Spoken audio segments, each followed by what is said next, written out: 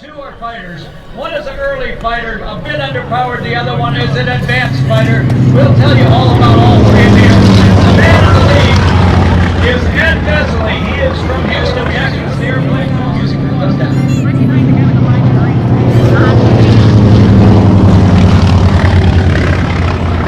The airplane on the closest to us is which would produce more World War II naval and Marine Corps aces than any other airplane.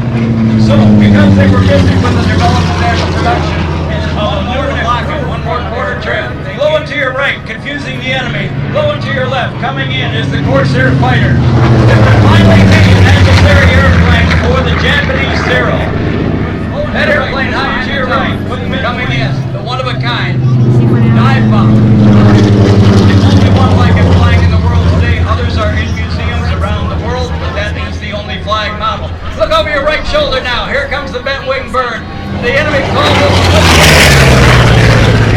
Jim Tobel from Bamberg, South Carolina, flying in honor of his father, the late Joe Tobel. They put the airplane together over a 10-year period themselves. They do air shows. It stands up in air show heaven. But every flight, Herman Goring publicly scoffed at Roosevelt's prediction. Yet in 1944, over 80,000 combat planes rolled off the assembly line and headed for German and Japanese targets. And by the way, production was still accelerating. You know how that was done? President Roosevelt couldn't afford that. It was waging war. The ladies were at home heading to the factories. They were an army of very efficient workers, working 10 hours or 9 to 10 hours a day, 6 days a week. Now you might remember that Korea in the dogfight arena was a jet war.